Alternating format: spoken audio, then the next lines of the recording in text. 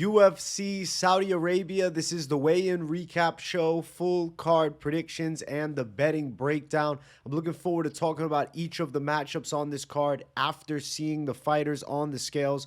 So make sure you guys smash the likes. If you're new, subscribe. Turn the post notifications on and make sure you share the video as well. And also note, I have the Fight Companion going down 12 p.m. Eastern time. I'll be live for the entire UFC Saudi Arabia card. Don't miss it. Let's jump into the first fight of the night. We have Xiao versus Chang Li. I'm going with Li to pull through and win. I think he gets a gritty decision.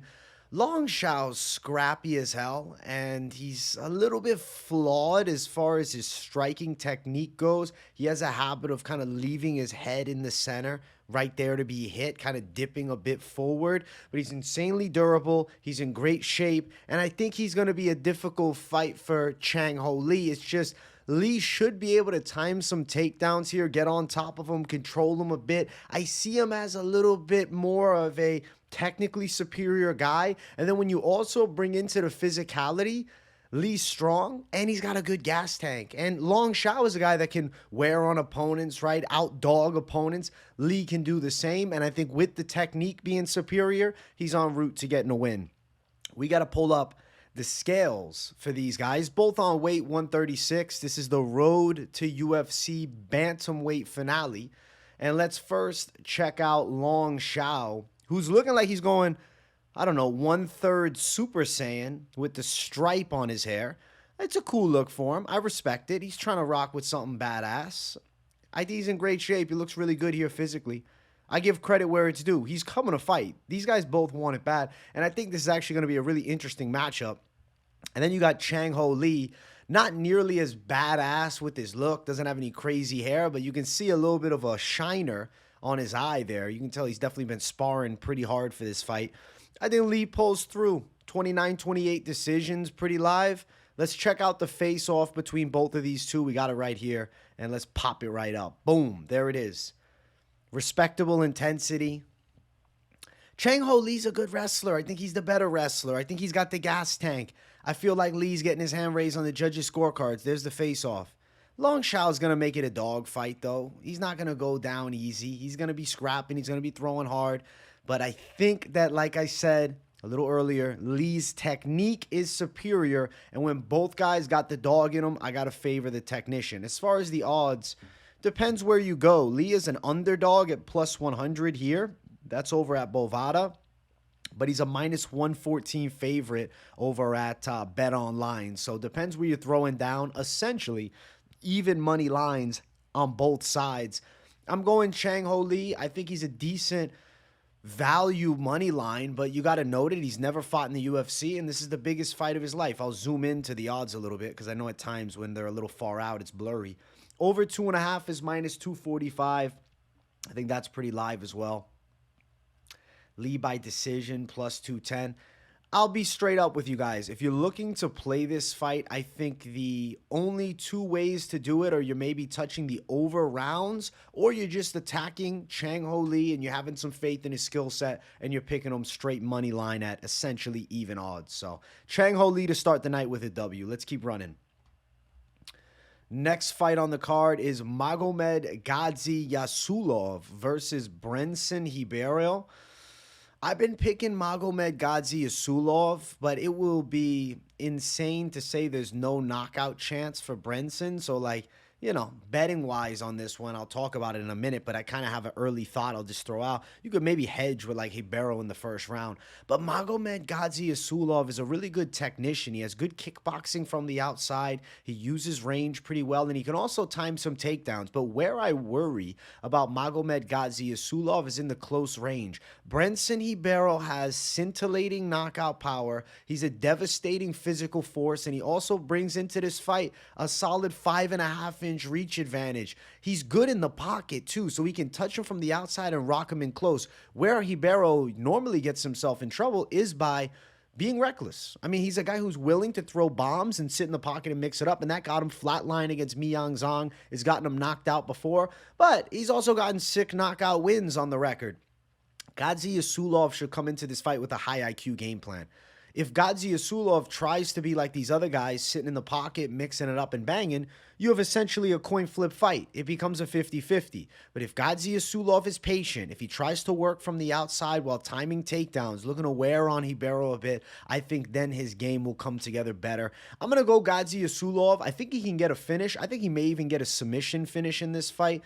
Brandon Ribeiro's terrifying in the pocket, though. And that's just an honest fact. I have to give credit where it's due. You don't want to sit inside and throw chaos with Brandon Ribeiro, who's a force to be reckoned with in the damn striking department. Let me bring up the scales. They're on the other page here.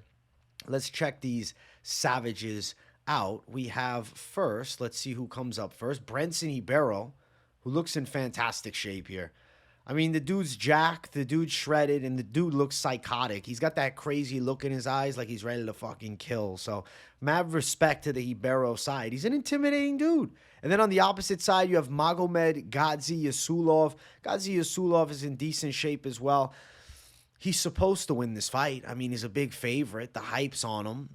It's just, Ribeiro is powerful. And he is a scary guy to be across from, especially if you go out reckless. I don't think that Gadzhiyasulov will do that. There's the face-off. You can see Yasulov actually a little bit taller, though Ribeiro, you can tell he's got the longer arms. I'm going with technique over everything. I'm going Gadzhiyasulov to have a sophisticated game plan and pull off a win. But I'd be remiss not to say that Brandon Ribeiro's got a knockout chance. So when we bring up the odds, which I'm going to do right now, we're going to look at a Brandon Ribeiro knockout line. Just a straight money line. Gadzhiyasulov is all the way up at minus 340 with Brandon Ribeiro as a plus 280 underdog. And then looking at it, you have prop bets as such. What do we have? Ribeiro via knockout, upwards of plus 500. And then Gadzhiyasulov inside distance, minus 225. Ribeiro in round number 1 by KO. What is that? Sitting at plus 950. I mean, that could be your hedge to a parlay if you have Gadzhiyasulov locking a couple things in and you're worried about some shit going sideways if he gets clipped. What's submission? Gadzhiyasulov by sub plus 450. I know he's not necessarily known for the submission, but he's got one win by submission on his record, and he can time takedowns. This is a crazy fight because Gadzhiyasulov on paper is significantly technically better, but the intangibles are real. Knockout power, just psychotic mentality. Brandon Ribeiro is a scary guy to stand across from. But I have to pick with my head here, and I have to go Magomed Gadzhiyasulov to get a finish. I'd say inside distance, calling it the finish. Knockout could be live because of how Ribeiro fights, but we've also seen Gadzhiyasulov win decisions. It's just, is he going to go distance with Ribeiro? Like, I don't even think Ribeiro is going to allow it to go distance. I think he's going to look to swing for the fences and get a knockout, and that might get him knocked out in the process. So, Gadzhiyasulov to win. Let's keep running up. Next fight on the card, we have Muin Gafurov versus Kyung Kang. I'm going with Kyung Kang. Muin Gafurov is 0-2 in the UFC. He hasn't proved anything to me as far as being like a legitimate guy in the UFC's bantamweight division. You say what you want about Kang. He's 8-4 in the UFC. He's been in the promotion since 2013. He's got a shitload of fights. Winning record. I mean, 8 wins to 0 wins in the UFC. Gafurov hasn't really looked sensational, but granted, like, you can't knock him for his fights. John Castaneda lost. Granted, Castaneda also beat Kang. And then Said Nurmagomedov lost. Said Nurmagomedov would beat Kang, and he's nasty with his submissions. I just am not sold on Gafurov. Like, sure, he can land a couple takedowns, but Kang has pretty good jiu-jitsu. He's got a lot of submission wins. He's got a decent striking style. He's got the height and reach advantage in this fight. I think Kang wins a competitive decision. But I'll tell you, with the Saudi Arabian judges, who knows if they're going to be slightly favorable towards the guys that are from the region. So I guess that's a potential worry. Not to say you should be freaking out about it, but in the back of your mind, you got to think of it. Now I'm going to shrink myself down. We're going to check these guys out on the scales here. Let's look at the official weigh-ins. We have Kang, who looks in great shape, shredded, ready to go. Typically, the dude comes out looking fucking ripped. He puts a lot of work in, doesn't have the elite skill set, but has a good journeyman skill set where he's a tough gatekeeper for some of these up-and-comers like a Muin Gafurov. And then you have Gafurov here. I don't know. He looks kind of like fucking Borat Sagdiyev. He's got the unibrow and a half. I can't pick a guy that looks like this. I can't. A lot of times I do, but not him. The skill set isn't there, man. He's like a great value Dagestani style. You don't have the goods to take out our boy Kang. I think Kang wins a gritty decision, but don't be shocked if it goes distance and they give it to Gafurov, even if it's seeming that Kang wins the fight. There's the face-off. Kang's a little taller. Gafurov and him, respectable face-off. There's nothing crazy to say from the weigh-ins. Sticking with the initial pick, nothing is changing on my front. We're going with Kang by a competitive decision. He's currently a minus 150. Kang is a plus 130 underdog. Gafurov is a minus 150 favorite. And then looking towards the side of prop betting this up, if you see it, what do we have? An over 2.5 rounds at minus 185 seems pretty damn likely. I think that's going to happen. And then what? Gafurov, he ain't going to win. Kang by decision, plus 215. Gafurov by decision, plus 175. It's kind of weird that Gafurov by decision is a smaller line than Kang. I don't see Gafurov finishing him. I think we're going long. I think Kang's a very live underdog. He is 36, though, and we are in Saudi Arabia, so could be a little biased with the officiating, which we've seen in Abu Dhabi in the past. We're going with Kang, decision win, and what's going to be a close fight. That most likely goes over rounds here. Our next fight on the card, we have Rinat Fakhretdinov versus Nicolas Dalby. I've been picking Rinat Fakhretdinov, but Dalby is a known spoiler of big favorites. He did it to Bonfim last. All these fights, he's a big underdog every time, and he wins. Dalby's got great physicality and pressure, and he also has an amazing gas tank. Rinat Fakhretdinov is the better technical wrestler, and I do think he has a better technical striking style. He's got like a sniper boxing stance, and he's got some stinging shots. He destroyed Kevin Lee, dominated Brian Battle. The Alizio Zaleski draw was unfortunate. He did drop Zaleski early in that fight and then faded later with Zaleski landing some big shots. And he, cost me 10 locks of the week in a row because Fakhretdinov was supposed to be number 10, and then he gets a draw. So, it's a hard pill to swallow. I'm still picking Fakhretdinov here. I'm not just going to fade him because of that. But Dalby's a dangerous opponent. I'm picking Fakhretdinov to get his hand raised, though. I'm saying he gets a decision. He should land takedowns on Dalby. I think he can deal with this physical pressure, and I think he pulls it off on the judges' scorecards, man. But I understand the love for Dalby as a dog just simply because what he's done in the past. The dude's absolute savage mode. And we have Fakhretdinov here. Fakhretdinov looks like a fucking caveman. Like, he looks like a villain, like a side character villain in, a superhero movie. He's not the main one, but he's on the lineup with him. Let's see. Is Dalby on this page or he's on the other page? Yeah, he's on the other page. Let's jump to the other page real quick. And let's find our boy, Dalby, who I'll tell you, he looked fucking great. Dalby is in excellent shape. Dalby is absolutely ripped, shredded, and ready to rock. I just think Fakhretdinov is going to be able to pull through and win. So Fakhretdinov by a decision is my official call. But of course, I respect the Dalby side. And when we look at the betting odds, you'll say, damn, it's a little wide, man. There's the face-off between the two. You can tell Dalby's got a little more muscle mass on him, but Fakhretdinov is the better wrestler. Technically, he's just better in the positions than Dalby. Let's look at the official odds for this fight. Fakhretdinov, huge favorite. Like I said, minus 343 for Fakhretdinov. Dalby at plus 283. I'm going to go Fakhretdinov as the official prediction for the win, but it's aggravating to see how wide it is. I think it's more of a 2-to-1 line in reality, but of course, Fakhretdinov, the OV at the end, we're in Saudi Arabia. They got to kind of extend his odds a little. Over 2.5 is minus 210.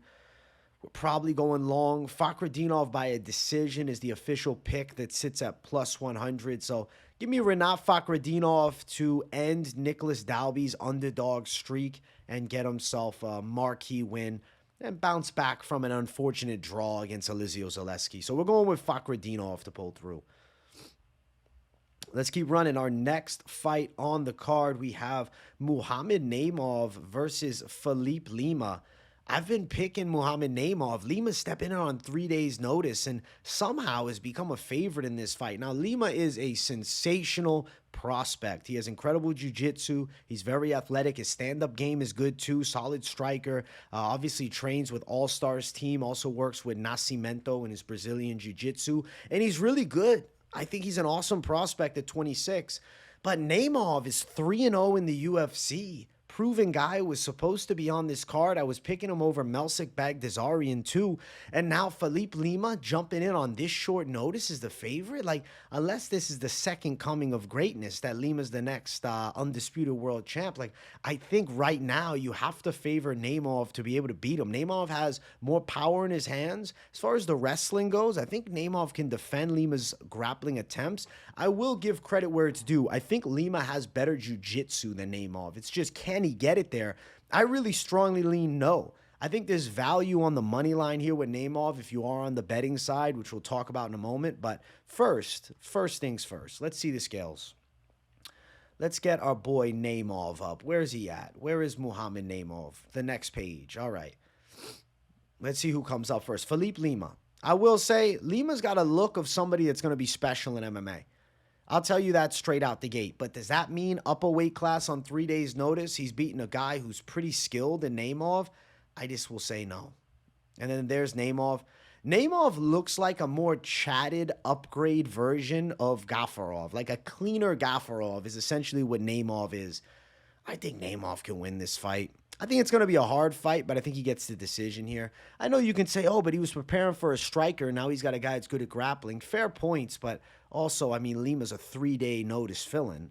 Doesn't seem like much of a size difference, though. I mean, Naimov has fought at lightweight. Lima's previously fighting at bantamweight. Lima looks like a full-fledged UFC featherweight, so maybe he sticks around at this weight class if things go good. But I think that Naimov gets his hand raised in a tough fight. I think the odds are very close. I think he's live to pull through by decision. We're also going to be in Saudi Arabia. I got to favor the OV. I'm going Muhammad Naimov for the win, but I like Felipe Lima's game.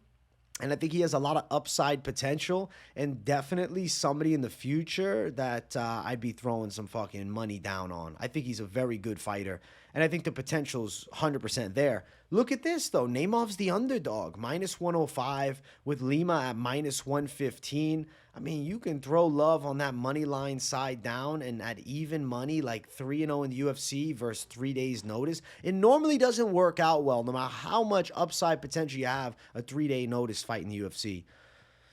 Over 2.5, -125. I'd favor it going over. I don't really like the props at all. Naimov to win by decision, +250. Limov decision, +260. I'd rather just go down the center. Money line, Muhammad Naimov at -105. I think that will be the call. If you had to throw some heat on this one, you could potentially play the over in this fight. But no, Naimov does have good punching power. And Felipe Lima's got very good jiu-jitsu. Cool fight. But I think Naimov's winning. I do. I think Naimov pulls through. I think he'll land bigger shots, defend some takedowns, and I think he gets it like 29-28, maybe even 30-27. In a competitive fight, Naimov will win, and Felipe Lima's going to end up being a great UFC signing, though. And I look forward to watching him in his real weight class of bantamweight on a full camp moving forward. Next fight on the card, we have the featured prelim of the night. It's Nasrat Haqparast and Jared Gordon. I think Nasrat Haqparast is going to win. I think he pulls through. I think his hands are a little quicker than Gordon's. He's technically a little superior. I like Jared Gordon's boxing, but I think Haqparast's overall kickboxing game can give him some trouble here. I don't really see Gordon having successful ground control time at all in this fight. I see it going 3 rounds. I'm sure Gordon lands some big shots, and I'm sure that Haqparast hits him back with a little more steam. I think it's a competitive fight, but I have to favor the younger fighter in Haqparast, who's 28. I have to favor Haqparast, who's surging on a 3-fight win streak currently, training at a TriStar gym. And he's been in the UFC a long time, as young as he is, and really now he's just hitting his stride. And I think at this moment he's entering his prime. Not that Jared Gordon isn't at his prime. I know 35, normally a lightweight, you slow down a little, but Gordon has looked better as of late. I mean, his win over Mark Madsen was spectacular. Haqparast destroyed Jamie Malarkey with ease last time out. I'm going with Nasrat Haqparast to win. I think he's getting his hand raised.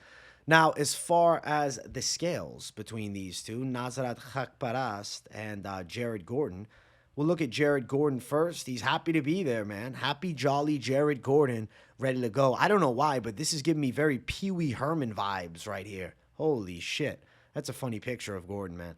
And then you got Haqparast. It looks like if Kelvin Gastelum decided to take his diet serious, that would be him. So let's go with Kelvin, Nasrat, Gastelum, Haqparast to win. I think he probably gets a decision.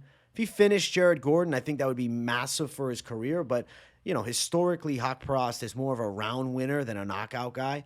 And let's look at the face-off. There they are, right at one another. I mean, Jared Gordon's biggest performance is his controversial loss to Paddy Pimblett. But, like, essentially, we still don't know if Paddy Pimblett's even good. There's Haqparast looking solid. Gordon looks good too, but I think Haqparast just outworks him a bit, gets a decision. Nasrat Haqparast for the W. He's a minus 233 favorite with Jared Gordon at plus 198 as the underdog. Now, as far as props on this fight, over 2.5 is live at minus 220, and I do think Haqparast by decision at plus 130 comes to fruition. So the official prediction stays as always, Nasrat Haqparast for the win. On the judges' scorecards, I'm riding with him to pull through. And let's keep on running up this card. Next up, we have our main card opener. If you guys haven't yet, make sure you smash the like button. If you're new to the channel, subscribe it up. Johnny Walker versus Volkan Oezdemir. I love this fight. I promise, I love this. Johnny Walker is one of my favorite fighters in the UFC. I'm picking Johnny Walker. I've been picking him throughout the week. Initially, though, during my Sunday breakdown, I was going to pick Volkan Oezdemir, but then during the breakdown, I said, no, I'm going Johnny Walker. I went against my initial lean.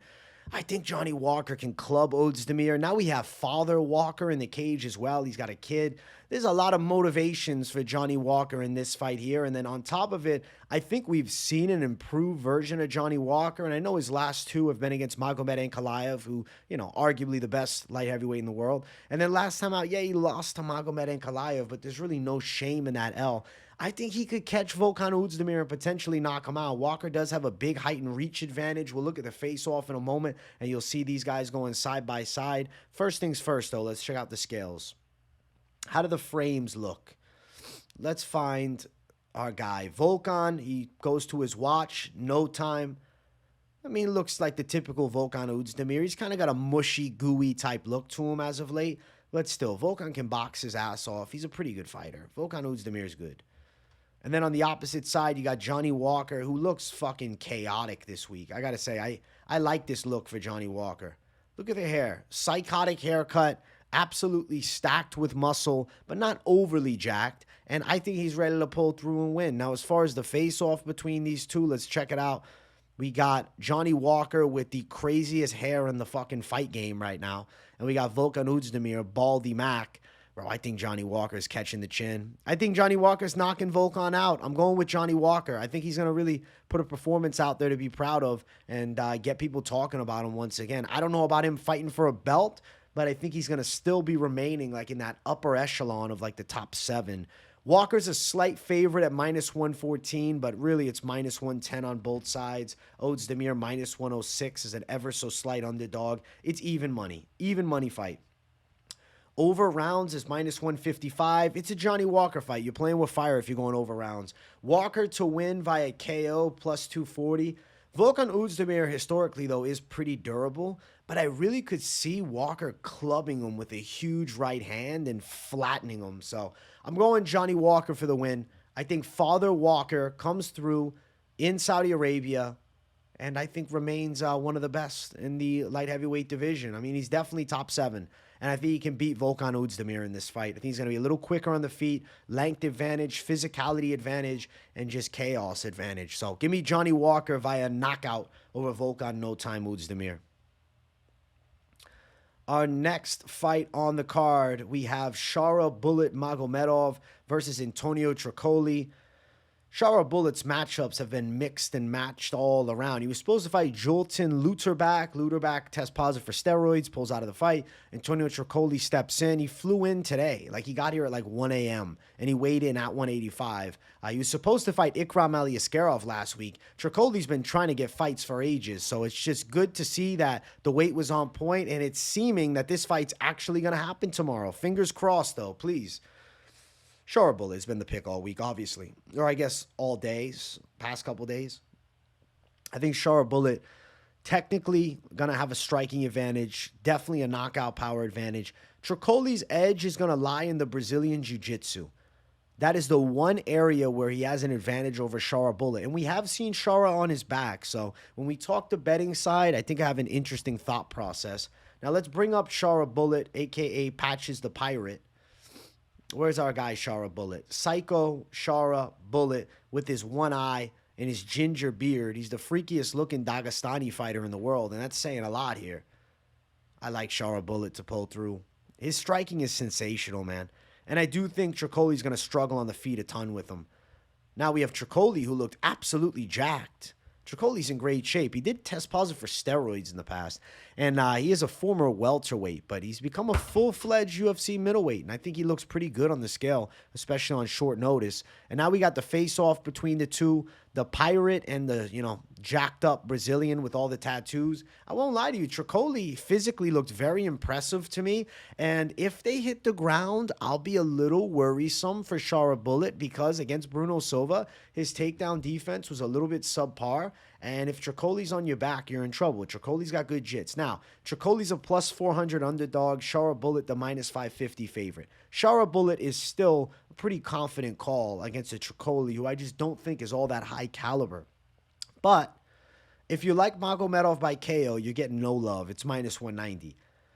Trócoli by submission, if you can find this Trócoli sub at plus 1600, if this exists at my bookie, you'd be stupid not to sprinkle that, especially if you have Sharabullet in some parlays. This is a good hedge. I think a Trócoli submission play, even if you're not going to touch this fight and you're confident Shara's going to kick his ass, but in the back of your mind, you're like, Trócoli does have the submission chance. He is 6'5". He is pretty jacked. Big plus money on a sub call is not a bad bet just for absolute value because I think the likelihood of it is still possible, and you're getting a lot of plus money for it. But still, I got Shara by KO. Like, you think I'm going to fade off that side? Sharabullet should devastatingly knock out Antonio Trócoli in the striking and put on a pretty impressive win. But look at the statistics. 6'5", 82-inch reach to 6'2", 73-inch reach. Trócoli's weird, man. Trócoli's got a good chance. Trócoli's got a weird chance. He should be completely dead in the stand-up. But if they touch the fucking ground, man, Trócoli by submission is worth looking at, I think.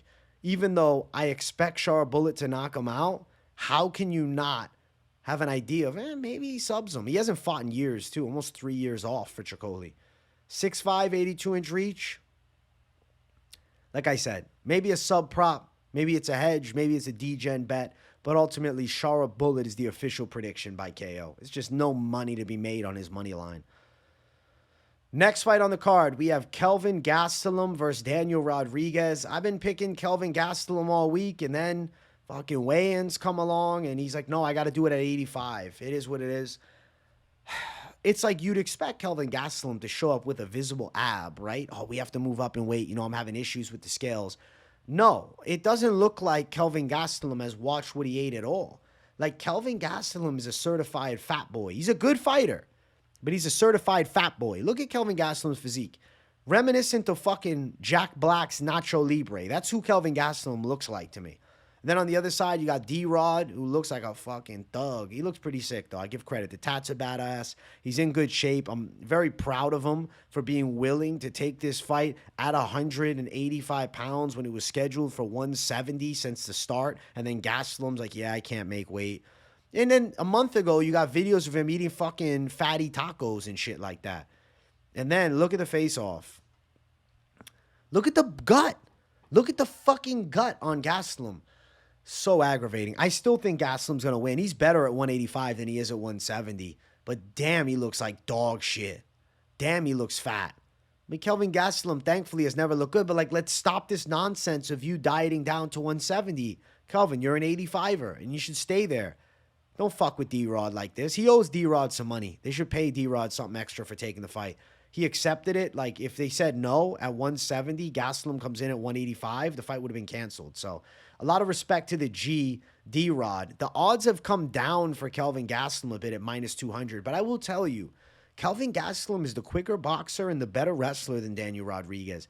I do think he still wins the fight. Regardless of everything about the weight and whatnot and Gastelum's bad eating habits, his fighting skill speaks for itself. At 185 pounds, Kelvin Gastelum is really good.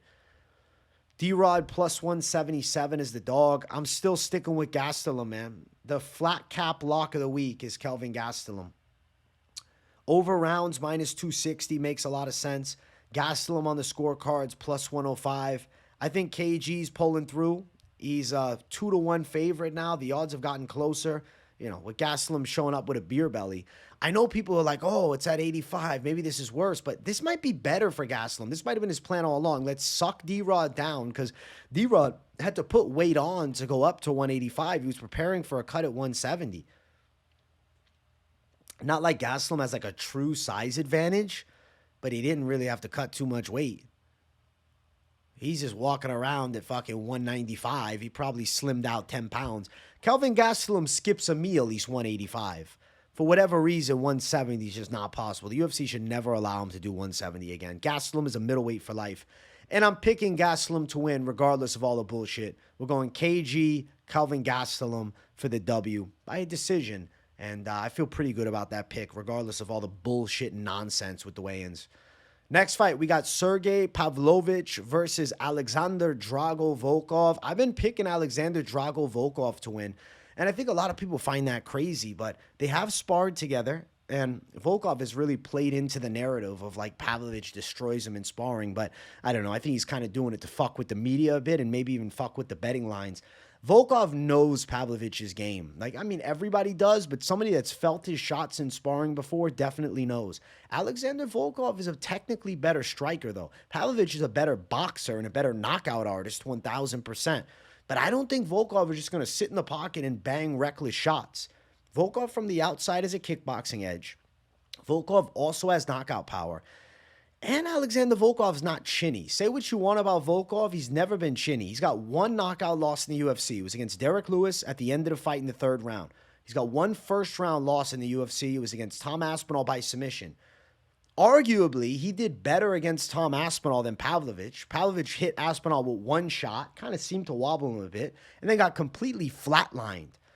I think Alexander Volkov is going to win. I think if he survives the first round, Pavlovich is potentially gassed in the second, and Volkov TKOs him with shots against the cage, elbows on the inside, clean punches. Alexander Volkov's dangerous. His striking is high caliber, and I think he gets underrated a bit because he has a very relaxed aura about him when he's fighting, and he's lost some big fights.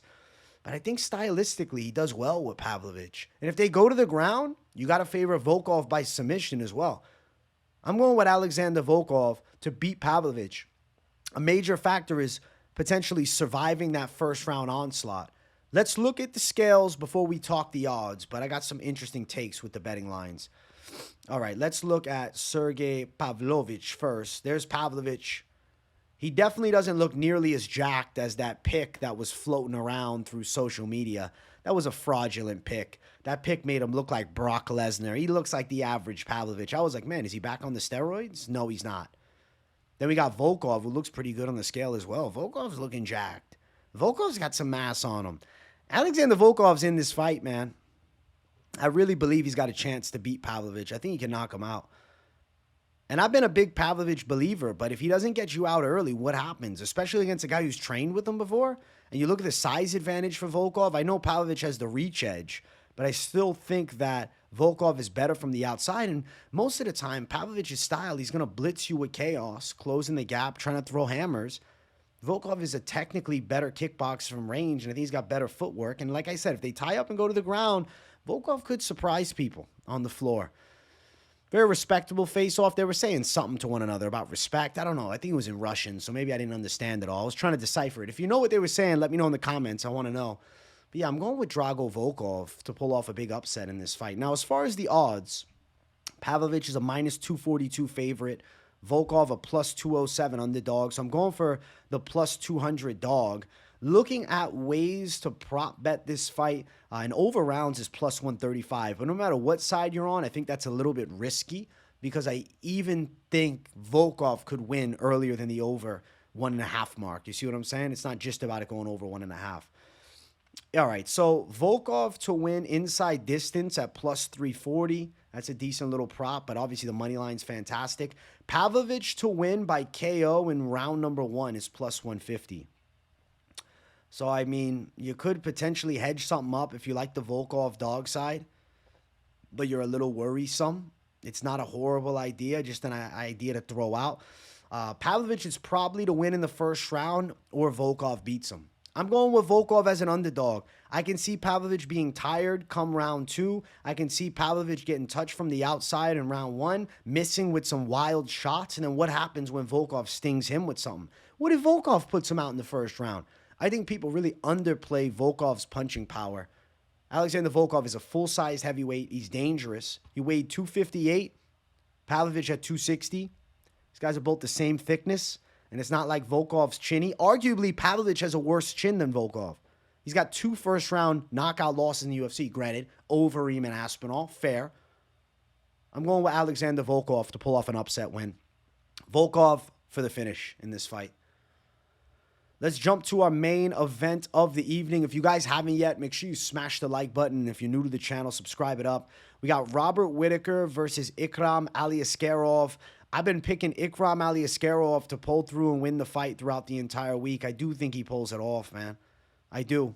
I have faith that Ikram Aliskerov is to get his hand raised. I think he can win by submission if they go to the floor. I think he can blitz Rob Whittaker, push him backwards, make him uncomfortable, and out-wrestle him, potentially gassing him out with the wrestling.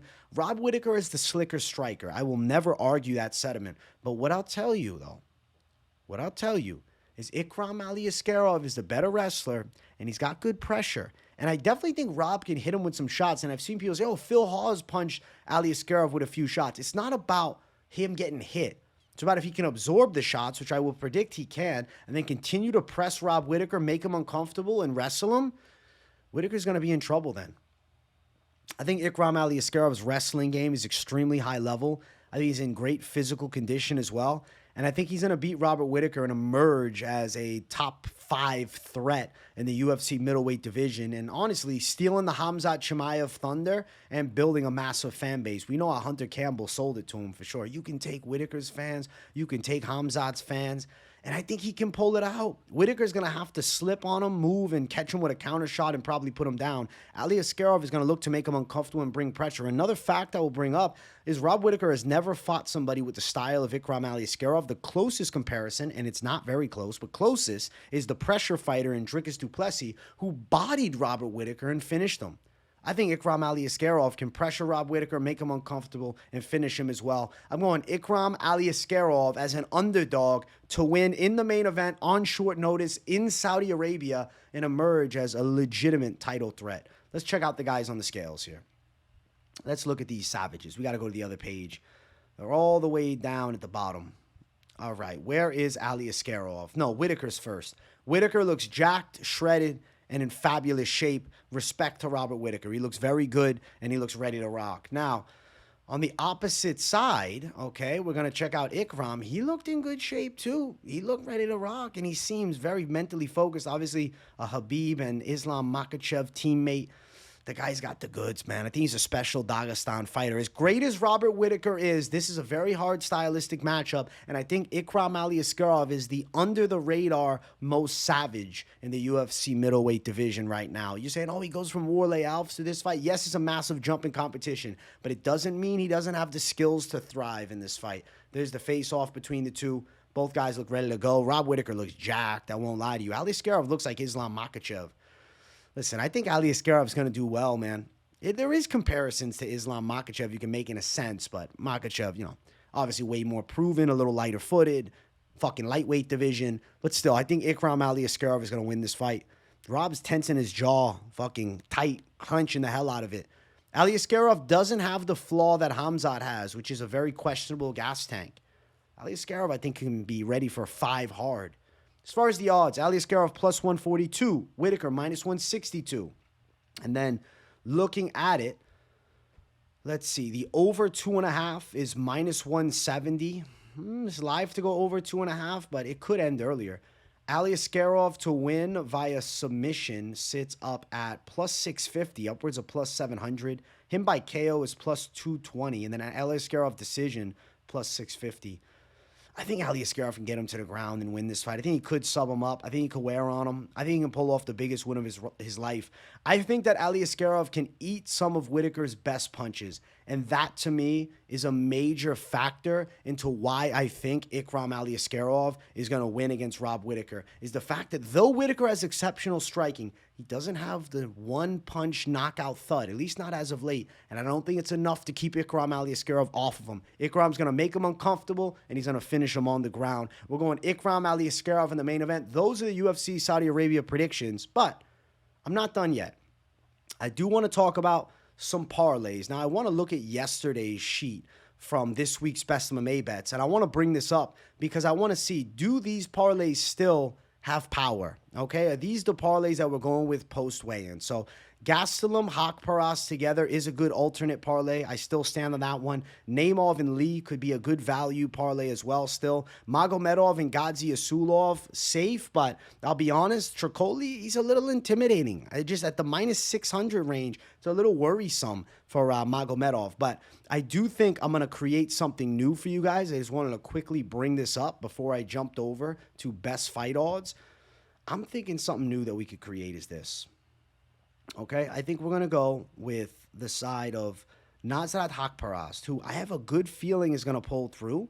And I think you can go Nasrat Haqparast for value, and you could go Chang Ho Lee plus 180. I think this is quite live. Now, if you don't like Chang Ho Lee, I got another one to throw at you guys. You could go Nasrat Haqparast lined up with the side of our boy. Where the fuck is he? Now I can't find him. Gadzhiyasulov, which is worrisome because of the power of Ribeiro, minus 115. So I get why people are nervous on a couple lines. Like we're saying with Shara Bullet, they're fearful, right? That's why, as good as Trócoli looked, though, Shara should knock him out. So I want to make like an alternate for this show. Nasrat Haqparast on your lineup with the Fakhretdinov, Finat Rakhparast. That sounds actually cooler. Renat Haqparast, okay, together in something, with the side of Chang Ho Lee, with the side of Muhammad Naimov, a little alternate action at plus 620. I also think Johnny Walker's got a real chance. So if you're looking to chase value down, I think you can go our boy Johnny Walker, right, minus 110. And I think you could line that up with Nasrat plus 172. Then you add a little more steam to it, and you're like, all right, do I want to go with some big guns? Do I want to do something crazy? You go Chang Ho Lee plus 434. Now, I still think Shara Bullet, like I don't have necessarily shifts on the confidence, but like I said, if you do have Shara Bullet in your lineup and you're interested in hedging it, not a bad idea because the way Trócoli could win is by submission with his frame and jiu-jitsu skill. But trust me, if he's striking, he's an absolute dead man. Renat Fakhretdinov and then Gadzhiyasulov plus 185 for a little thunder there. This is live as well. If you want to risk it on Aliskerov, but he's a good just money line touch. Same with Volkov. Gastelum and Haqparast, the alternate, I'm still standing by. I don't think it's a bad idea. I think he's very live to pull through. Haqparast and Kelvin Gastelum plus 115, or maybe you're like, I ain't touching the money line. Haqparast and the over in the Gastelum fight brings you to even money. Not a bad idea either. Listen, this has been a cursed card in a sense with all the fight cancellations and changes. So just be intelligent with your parlays. Don't go too fucking ballistic. But, you know, there's some confident calls. I'm really disappointed Dumas is not on the card still because I was pretty confident he was going to win. Guys, I hope you enjoyed this week's weigh-in recap show. Make sure you smash the likes, and if you're new, subscribe to the channel. Thank you guys for 33,000 subscribers. I feel absolutely blessed. You guys are fucking tremendous. Full card fight companion going down at 12 p.m. Eastern time tomorrow, 9 p.m. Pacific. Make sure to tune in. Thank you guys all for watching. Let me know what you thought of the picks in the comments below. Let me know if you got any pick flips. I want to hear what the people are thinking. And if you got nothing to say, W in the comments as always to boost the algorithm for your boy. Thanks for watching, guys, and I'll see you all in the next one. Peace.